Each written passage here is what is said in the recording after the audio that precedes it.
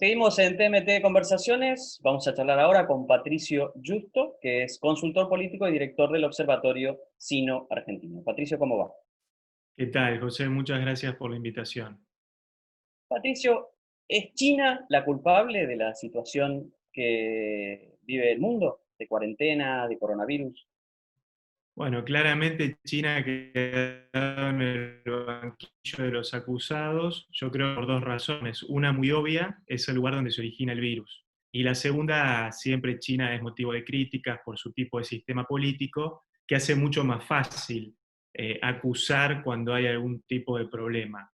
Lo cierto es que ha habido en un inicio, hay dudas todavía de qué pasó en esas primeras semanas, cuando se origina el virus en la zona de Wuhan, pero hay cosas que iremos sabiendo probablemente y hay otras que quizás no sepamos nunca. Por eso la demanda internacional últimamente de que haya una investigación que desde mi punto de vista creo que tiene pocas chances de lograr resultados contundentes. Y no sé si tiene mucho sentido en este momento, que es cuando el mundo está atravesando todavía la pandemia, salir con esta cuestión. Pero bueno, el tema está y va a seguir probablemente en los próximos meses. Por un lado tenemos las diferencias, llamémosle así, sanitarias. Veníamos de una guerra comercial o los inicios de una guerra comercial. Eh, Hay un aspecto de batalla tecnológica respecto, por ejemplo, de despliegue de las próximas generaciones de tecnologías de comunicación.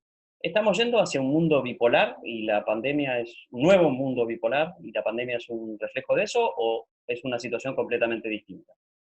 Yo creo que la pandemia refuerza una tendencia de creciente confrontación que veíamos entre China y los Estados Unidos, pero acá hay una particularidad en función de lo que son las teorías en general en las relaciones internacionales, que se supone que hay una potencia en ascenso que desafía a la que está en declive. Y acá está pasando todo lo contrario, hay una potencia en declive que está desafiando de manera muy agresiva a una potencia que niega tener, por lo menos en los papeles, intenciones hegemónicas. Pero el conflicto está, esta pandemia lo ha reforzado, Donald Trump ha politizado al extremo esta cuestión, desde mi humilde entender, más bien para tapar lo que ha sido un desastre en cuanto a la gestión del coronavirus en los Estados Unidos, pero desde ya que él lo está usando políticamente y vamos hacia un mundo más confrontativo entre estas dos grandes potencias y un bipolarismo, el peor tipo de bipolarismo, pues es un bipolarismo inestable. Ese miedo que hubo en muchos momentos, esa tensión creciente en varios momentos de la Guerra Fría, bueno, creo que es un bipolarismo inestable y es el peor de los mundos que podemos tener, sobre todo teniendo en cuenta que va a haber otros focos de poder en el mundo bastante independientes, algunos alineados con algunos de estos bandos, ¿no? De los Estados Unidos y China, que eso también va a ser un factor de inestabilidad adicional en un mundo, y cierro con esto, de una recesión económica que no se ha visto en siglos, cosa que tampoco sucedió en la Guerra Fría. Entonces, son varios factores que hacen que tengamos un mundo volátil, incierto y confrontativo entre las dos grandes potencias como quizás no hemos visto en los últimos siglos. ¿Cuál es el lugar de Argentina, de América Latina en ese contexto? Bueno, Argentina, como todos los países medios, y encima nosotros también que somos un país medio, una potencia media, podemos decir por varias razones, tenemos un montón de problemas estructurales. Entonces eso nos reduce mucho nuestro margen de maniobra. Yo creo que Latinoamérica va a seguir siendo un área de influencia natural, el patio trasero, como se ha dicho tantas veces, de los Estados Unidos, pero con una creciente presencia de China, que es un socio complementario y natural para la Argentina, que tiene mucho para ofrecernos. Tenemos que tener una visión desideologizada de las relaciones internacionales y tenemos que tratar de tener una relación equilibrada con estas dos grandes potencias que van a seguir siendo socios fundamentales de la Argentina. Si vos me preguntás, yo creo que China va a ir siendo cada vez más importante que los Estados Unidos, tanto para la Argentina como para el resto de los países de la región. Y esa tendencia, esa situación a tener una relación todavía más profunda, porque ya es muy relevante, no tiene una contracara, si se quiere, riesgosa, que es el desconocimiento que tenemos, creo yo, en mi percepción del mundo chino, llamémoslo así, ¿no? De ese universo filosófico, económico, ideológico que muchas veces tendemos a simplificar en algunas categorías que tal vez no lo reflejan del todo. Es muy cierto esto que decís, yo siempre remarco que prevalecen todavía mucha ignorancia y muchos prejuicios sobre China. Esto no quiere decir que es porque no conocemos un país que es enteramente bueno. Tenemos ignorancia sobre las cosas buenas y sobre las cosas malas también de China. En ese sentido es fundamental y es una falencia, es fundamental conocer todo eso y es una falencia que se observa en Latinoamérica en general, porque somos, digamos, una región muy distante culturalmente y geográficamente, pese a la mayor presencia de China en cuanto a su economía, en términos comerciales y financieros, todavía prevalece ese desconocimiento. Y es muy importante tener en cuenta que China es una civilización milenaria que tiene las cosas bien claras, que planifica a largo plazo y sabe perfectamente lo que quiere de nosotros y tiene una simetría, es una relación que siempre va a ser asimétrica, ellos siempre van a ser más grandes y poderosos que nosotros. Entonces, si nosotros mínimamente no suplimos nuestra falencia en términos de conocimiento de China, estamos realmente en problemas y después no le echemos la culpa a China de que saca ventajas de nosotros. Y ahí, si querés, te destaco algunos países que están un poquito mejor que nosotros, como Chile, como algunos países de Centroamérica, que en ese sentido están teniendo relacionamiento, me parece, más inteligente y con mayor conocimiento. Tal vez que han encontrado el equilibrio, ¿no?, entre esos dos mundos de los que hablábamos. Totalmente, Chile es un ejemplo excelente. No cesó la gran relación que tiene comercial y en términos de defensa y seguridad con los Estados Unidos, pero sin embargo firmó un tratado de libre comercio con China, cosa que nosotros estamos a años luz, por lo menos en el contexto político actual, de lograrlo, y de alguna forma logró superávit comercial con China, cosa que se dice que es como una trampa que tenemos nosotros que no podemos salir. Es cuestión de que vos le puedas ofrecer más para vender, cosa que Chile logró. Yo por eso siempre lo remarco como un caso exitoso, más allá de otros problemas internos que obviamente sabemos que está teniendo Chile últimamente, pero ha logrado ese equilibrio. Es un país más chico que nosotros. Entonces, eso quiere decir que perfectamente nosotros también lo podemos lograr a eso. Ujú. Hay, por un lado, el ejemplo de Chile que vos subrayabas, pero después hay un contraejemplo tal vez que es el de Venezuela y el relacionamiento que China tiene con el régimen venezolano. ¿Cómo, digamos, cómo es ese contrapeso? Bueno, eso es lo que nosotros tenemos que evitar. Ser un país que se vuelve totalmente dependiente de otro, en el caso de Venezuela es de China y de Rusia, ¿no? Es un país que se volvió totalmente dependiente de ellos sin lograr desarrollo, sin lograr autonomía en función de ese relacionamiento. Eso efectivamente es el camino incorrecto.